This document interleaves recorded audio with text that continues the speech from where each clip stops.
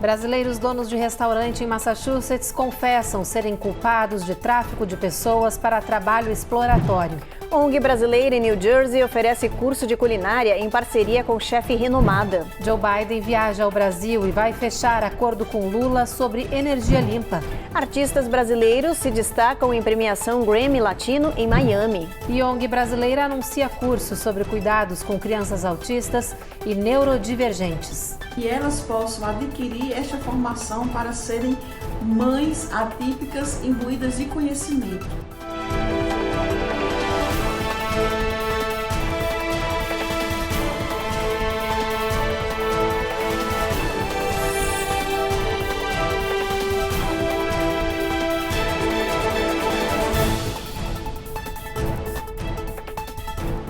Olá, boa noite. Boa noite.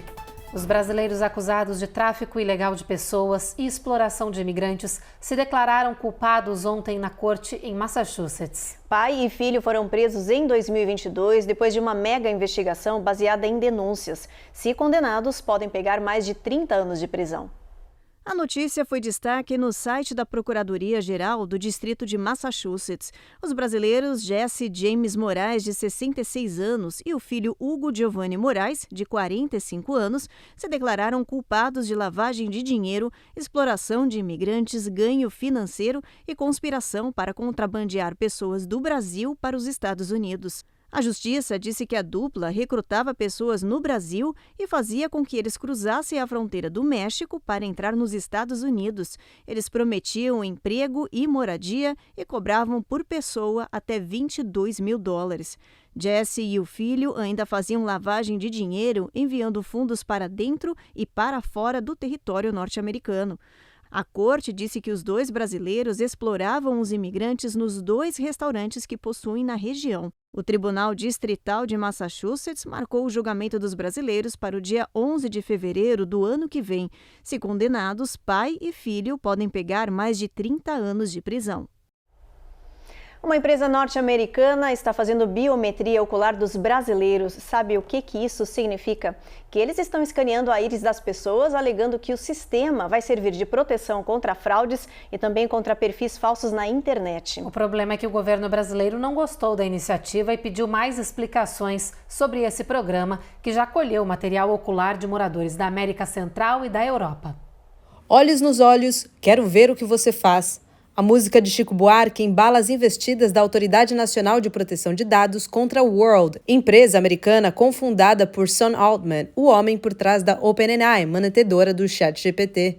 O governo brasileiro cobra da entidade internacional explicações sobre a coleta de íris de brasileiros, que acontece em 10 pontos na cidade de São Paulo. A atuação da Autoridade Nacional de Proteção de Dados, a NPD, nesse caso da World, que está realizando o tratamento de dado pessoal sensível, é muito importante porque os dados pessoais sensíveis são uma categoria de dado pessoal que envolvem risco de, no caso de tratamento indevido, causar algum tipo de dano de natureza até existencial.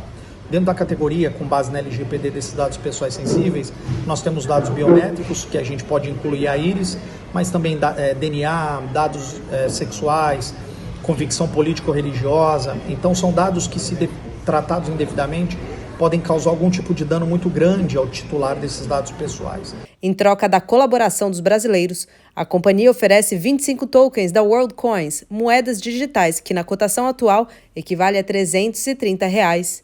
De acordo com a companhia, o projeto consiste em tirar uma foto do olho das pessoas interessadas, transformando cada íris em um código numérico único, tipo uma senha. A imagem da íris é apagada logo em seguida, de acordo com a World. Eles explicam que essa tecnologia pode ser utilizada, por exemplo, para ajudar na distinção entre humanos e robôs criados pela inteligência artificial. Isso evitaria, entre outras coisas, a criação de perfis falsos em redes sociais. E nesse caso especificamente, a empresa vai ter que evidenciar qual a finalidade específica e qual a necessidade específica do tratamento desse tipo de dado pessoal de natureza sensível, portanto um dado mais crítico de ser tratado, sob pretexto de que haveria uma distinção de humanos e robôs. Me parece que esse tipo de fundamento como finalidade é muito superficial e aí então vai ter que explicar sob pena de não poder tratar esses dados. Ativa aqui nos Estados Unidos, no México, Espanha, Portugal e Alemanha, a World diz que está à disposição das autoridades brasileiras e que cumpre todas as regulamentações previstas em lei. A ANPD, por sua vez, reforça que quer mais informações sobre a empresa e suas atividades no Brasil, para garantir a integridade dos dados dos brasileiros. Esse tipo de prática de tratamento de dados pessoais sensíveis precisa rigorosamente seguir todos os requisitos da Lei Geral de Proteção de Dados, em especial a observância de todos os princípios elencados na lei, como, por exemplo, da transparência, porque os titulares precisam ter ciência de como esse tratamento de dados ele irá ser realizado, a própria finalidade, que é seguir o propósito desse tratamento de dados. A empresa não pode se valer desses dados para uso secundário dessas informações, e também garantir que todos os requisitos de segurança da informação estejam alinhados desde a fase da idealização desse projeto, desde a fase de planejamento desse projeto, bem como a observância de que, via de regra, pela LGPD, os dados pessoais sensíveis eles são proibidos de serem tratados, e somente com uma base legal enquadrada e própria para o tratamento desse tipo de dados que ele pode ser legítimo. Seguindo no tema tecnologia, a União Internacional de Juízes de Língua Portuguesa aprovou o uso de inteligência artificial por magistrados, mas listou princípios a serem seguidos. Isso significa que países como Brasil, Angola, Cabo Verde, Moçambique, Portugal e outras nações que falam o nosso idioma vão poder inserir esse sistema nos tribunais. O ChatGPT e outros programas de inteligência artificial vão poder ser usados nas cortes para revisão e análise de textos jurídicos. A ideia, segundo a União Internacional de Juízes de Língua Portuguesa, é garantir, com o apoio da tecnologia, decisões mais justas e equitativas. A entidade emitiu uma carta com diretrizes e princípios que devem ser seguidos pelos juízes. Eles orientam o uso responsável e ético da ferramenta, além da necessidade de revisão de todos os textos. A União Internacional de Juízes de Língua Portuguesa pede ainda a preparação dos magistrados e a garantia de que a inteligência artificial não vai comprometer as partes julgadas. No próximo bloco, Biden viaja ao Brasil e vai fechar acordo com Lula sobre energia limpa. E premiado chefe de cozinha Alex Atala apresentou nos Estados Unidos a ciência por trás da mandioca.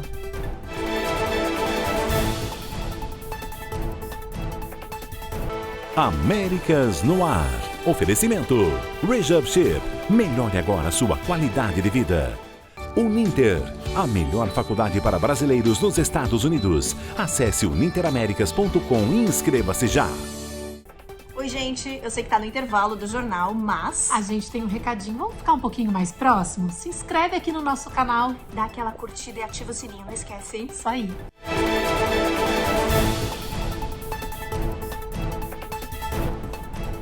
Considerada uma das melhores chefes de cozinha do Brasil e fundadora do Instituto Capim Santo, Morena Leite fará um workshop em parceria com a ONG Mantena Global Care em New Jersey. Será uma ótima oportunidade para a nossa comunidade aprender receitas brasileiras com toques modernos e cheios de criatividade.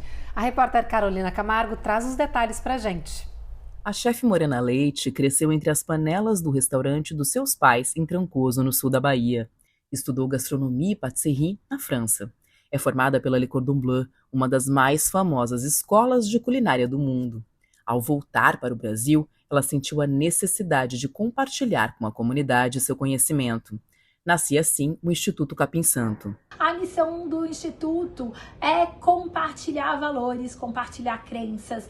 A gente entende que uma receita a gente pode dar um Google no YouTube e aprender a fazer, mas fazer junto é muito importante.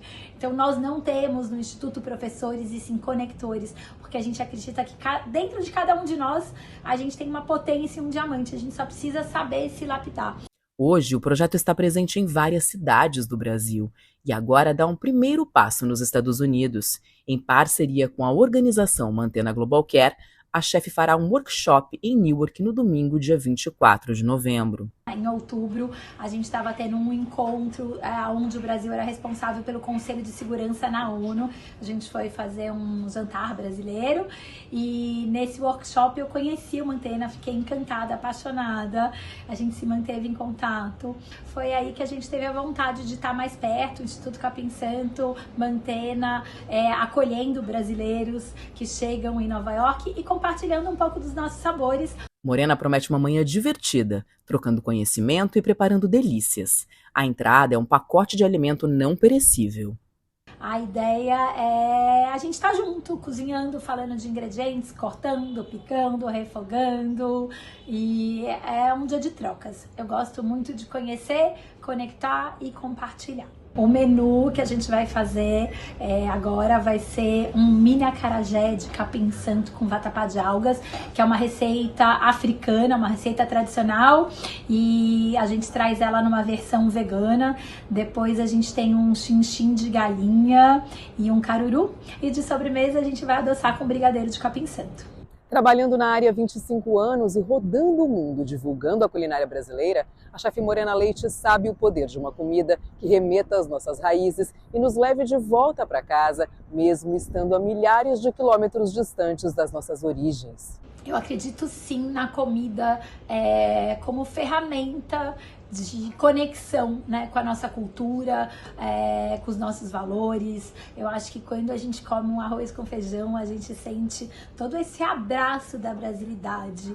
E eu acho que a gente tem como missão mostrar para o mundo essa cozinha que conforta, essa cozinha que compartilha. E esse é apenas o começo de uma ideia que tem tudo para crescer e se desenvolver, já que o objetivo do Instituto é conectar pessoas em situação de risco e de vulnerabilidade por meio da democratização da gastronomia, com a intenção de gerar mobilidade social. A gente acredita e tem um sonho que o Instituto se expanda e que a gente possa co-construir junto com outras ONGs. Ia ser lindo estar com uma antena aqui nos Estados Unidos, sim, gerando possibilidades. As vagas são limitadas. É preciso se registrar pelo telefone 973-344-1644. Esta semana, o premiado chefe brasileiro de cozinha, Alex Atala, foi um destaque aqui nos Estados Unidos. Ele foi convidado a dar uma aula especial na Universidade de Harvard, em Massachusetts, para falar, claro, da culinária brasileira. O tema da aula especial foi a ciência por trás da mandioca. Alex Atala apresentou um mini curso para mais de 200 alunos que estudam a ciência por trás das variadas técnicas da cozinha mundial. Desta vez, o foco foi a gastronomia brasileira e os segredos da nossa culinária. Atala falou principalmente sobre a fermentação e a cultura do nosso país.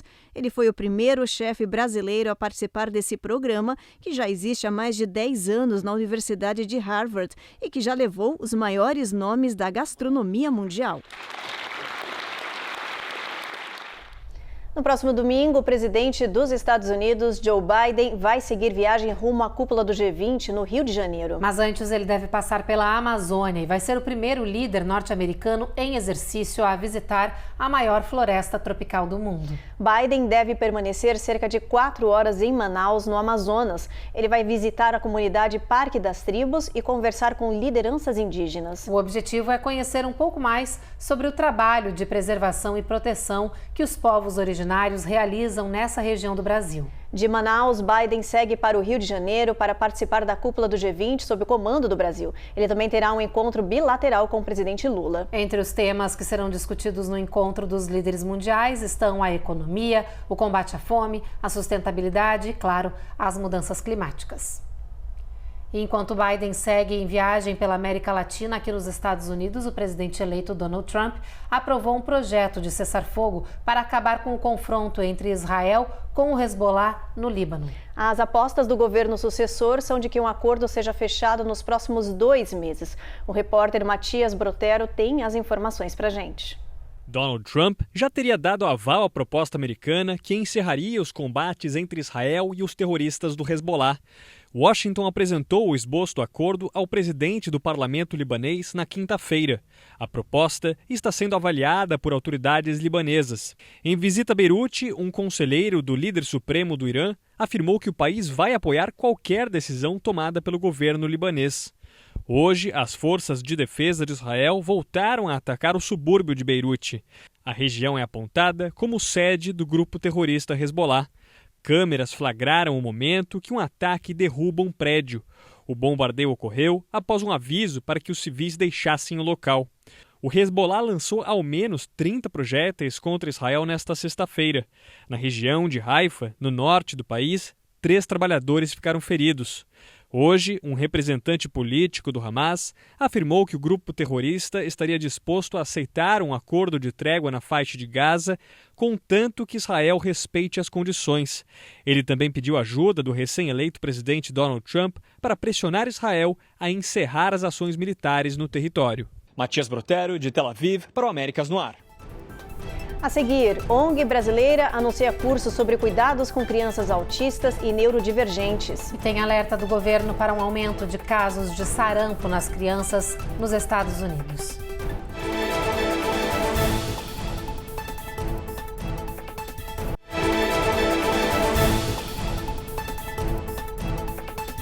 Uma ONG brasileira se uniu a uma universidade norte-americana para criar um espaço em prol de pais, cuidadores e educadores que querem aprender mais sobre o transtorno do espectro autista e doenças neurodivergentes. A ideia é que o local seja mais do que um ponto de encontro, seja um centro de acolhimento e que sirva de preparação, cuidados e terapias especiais e muito mais. Segundo o CDC, o número de crianças com autismo tem aumentado nos Estados Unidos. Hoje, pelo menos 1 em cada 36 crianças é diagnosticada com autismo por aqui. Pensando em suprir a demanda de apoio e orientação, a ONG Dor com Amor e a Veni Creator Christian University se uniram para criar um centro multidisciplinar especializado para autistas e neurodivergentes na cidade de Boca Raton, na Flórida.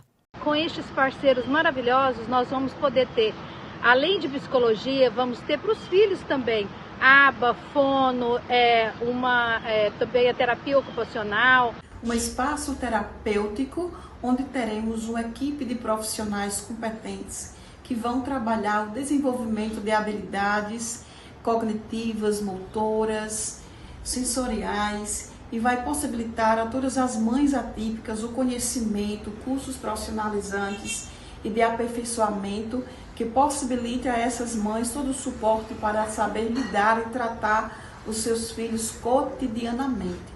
A Universidade Americana vai dar suporte com cursos de capacitação e programas de pós-graduação lato sensu. E outros parceiros, como a Hope Justice Foundation, vai oferecer apoio jurídico e psicológico às mães que enfrentam desafios adicionais, como violência doméstica, abuso sexual e tráfico humano. Que elas possam adquirir esta formação para serem mães atípicas imbuídas de conhecimento. O centro, que ainda está em fase de finalização, vai priorizar o atendimento de famílias brasileiras na Flórida e promete ampliar a assistência às crianças e às mães atípicas, como são chamadas aquelas com filhos autistas. No dia 25 de novembro, eles vão realizar uma pré-inauguração para apresentar o lugar para as famílias e apoiadores. A nossa pré-abertura vai ser dia 25, segunda-feira, às 6h30 da tarde, com um coquetel e show ao vivo na 141 Northwest 20th Street, em Boca Raton. Espero vocês. Em Nova York, um menino de 5 anos que tem o transtorno do espectro autista foi recompensado pelos bombeiros após um ato heróico. É que ele salvou a própria família após alertar todos sobre um incêndio que destruiu a casa de um vizinho e que ameaçava a sua também. Os bombeiros da cidade de Mechanicville deram ao menino presentes, incluindo um caminhão de combate a incêndios. Eles contaram que Bennett viu fogo na casa vizinha e acordou o pai, que passou a alertar a vizinhança. Uma ação que, segundo os oficiais, pode ter salvado a vida da família. É que o fogo acabou consumindo também a casa do Bennett, onde todos estavam dormindo antes do alerta do menino. Agora os vizinhos estão unidos e planejam reconstruir a casa da família. Este domingo é o Dia Mundial da Prematuridade, uma data criada para aumentar a conscientização sobre as consequências perigosas e até mesmo mortais do nascimento antes da hora. Aqui nos Estados Unidos, o nascimento prematuro é a principal causa de morte entre bebês e novos dados mostram que o país tem um longo caminho a percorrer para proteger as grávidas e seus bebês. Pelo terceiro ano consecutivo, os Estados Unidos receberam nota D+, no boletim anual da March of Dimes sobre saúde materna e infantil. Uma nota considerada baixa e o motivo para isso é a alta taxa de nascimentos prematuros no país. Bebês que nascem antes das 37 semanas de gestação. Segundo o relatório da March of Dimes, hoje a taxa de mortalidade de prematuros no país é de 10,4%. A doutora Amanda Williams diz que as disparidades raciais seguem persistentes nesse assunto, porque a taxa de nascimento prematuro é maior entre pessoas negras.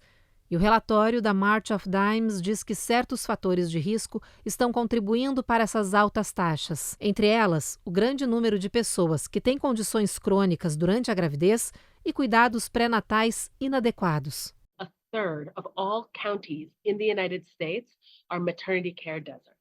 Hoje, 1/3 de todos os condados nos Estados Unidos são desertos de cuidados de maternidade. E isso significa que não há nenhum provedor de cuidados pré-natais, obstetra, parteira, médico de clínica geral. Isso é assustador, diz a especialista. Ela alerta que a alta taxa de bebês morrendo no país só vai baixar quando houver políticas públicas para oferecer mais assistência médica em áreas isoladas e pobres. E tem mais um alerta, dessa vez da Organização Mundial de Saúde. O mundo está enfrentando um surto de sarampo que vem se espalhando rápido demais por vários países, incluindo aqui nos Estados Unidos. Houve um aumento global de mais de 20% no número de casos e o motivo da volta dessa doença contagiosa e mortal é a queda nos níveis de vacinação. Desde o ano passado, mais de 107 mil pessoas, a maioria crianças, morreram por causa do surto de sarampo no mundo. Os dados foram considerados alarmantes e preocupantes pelos médicos. Os especialistas afirmam que depois da pandemia de Covid-19, a queda na taxa de vacinação foi muito grande, principalmente entre as crianças. Até agora, esse índice não se recuperou. O vírus tinha sido erradicado de 82 países, mas com a desinformação sobre a segurança das vacinas, as nações retrocederam e isso favoreceu o aparecimento de um surto mundial. O número global de casos de sarampo está disparando de forma assustadora e descontrolada, incluindo aqui nos Estados Unidos. Só em 2024 foram registrados 266 casos da doença, que é extremamente contagiosa e com risco de morte. Os médicos lembram que o sarampo pode ser facilmente combatido com vacina. Uma dose do medicamento tem eficácia de 93%. Já 2 doses, a proteção aumenta para 97%. Depois do intervalo, a gente fala sobre um voo que vinha da Europa para Miami que foi desviado por uma forte turbulência. E tem todos os detalhes do Grammy Latino, que ontem à noite premiou muitos brasileiros em Miami.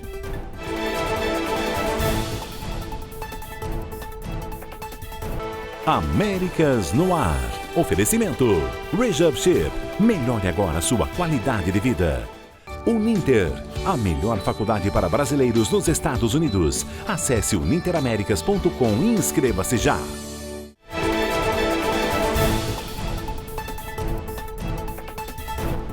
Uma turbulência assustou tripulantes e passageiros de um voo da Scandinavian Airlines que saiu de Estocolmo com direção a Miami, na Flórida. A situação foi tão severa que acabou forçando a aeronave a retornar para a Europa, cancelando a chegada ao destino final aqui no país. Um passageiro conseguiu registrar trechos dos momentos de pânico no ar. A turbulência forte fez com que a aeronave despencasse alguns metros em poucos segundos diversas vezes. Na imagem é possível ver que tudo voa dentro da cabine. Itens pessoais, comidas e até quem estava sentado nas poltronas.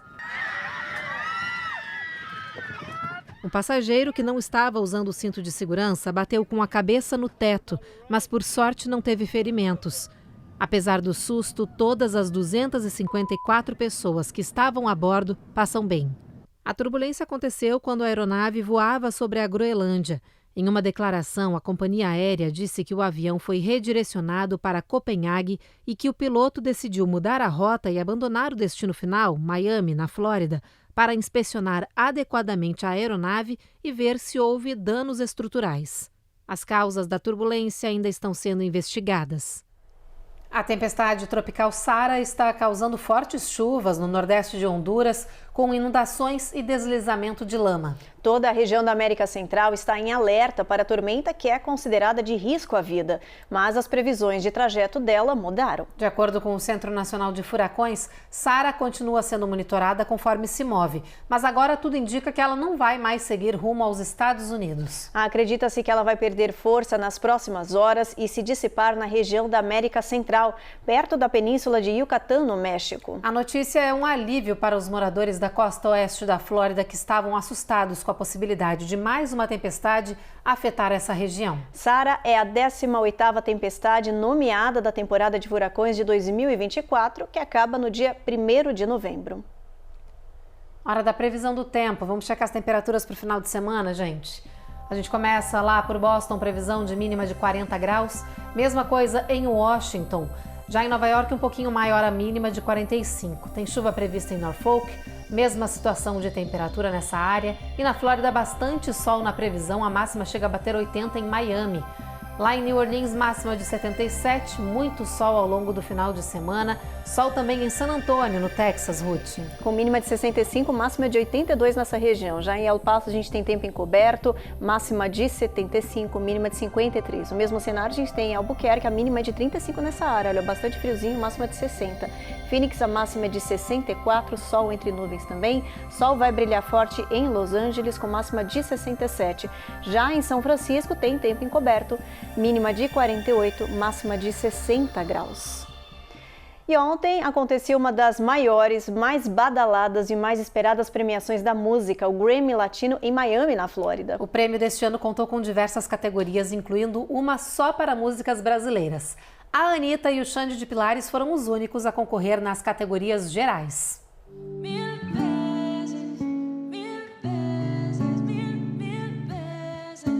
A Anitta disputou a gravação do ano com a música Mil Vezes. Já Xande de Pilares estava indicado na categoria Álbum do Ano, com a canção Xande Canta Caetano. Rádio Guira, Juan Luis Guerra em seu 440. Mas os dois perderam as estatuetas para o cantor dominicano Juan Luis Guerra.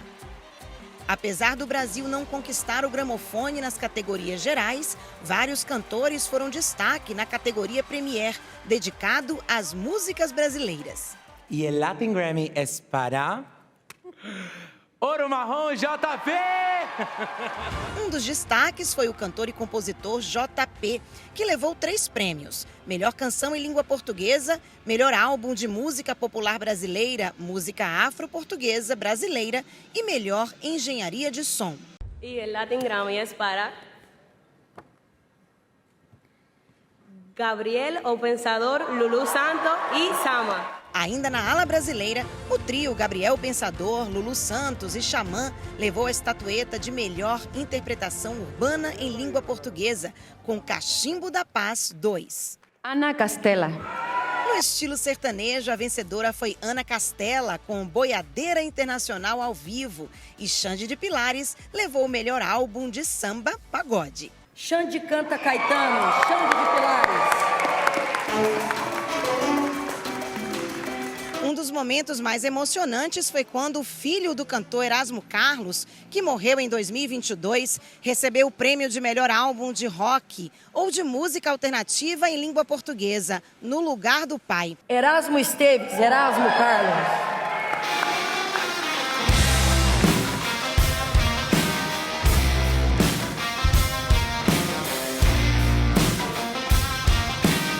Outros brasileiros também foram premiados em diferentes categorias durante a noite. Entre eles, os Garotim, com a canção Os Garotim de São Gonçalo, e Hamilton de Holanda e C4 Trio, por melhor álbum instrumental e melhor álbum de pop contemporâneo em língua portuguesa. O Jornal Américas no Ar de hoje termina agora. A gente se vê novamente segunda-feira e você fica agora então com mais um capítulo de O Rico e Lázaro. Boa noite. Boa noite, bom final de semana.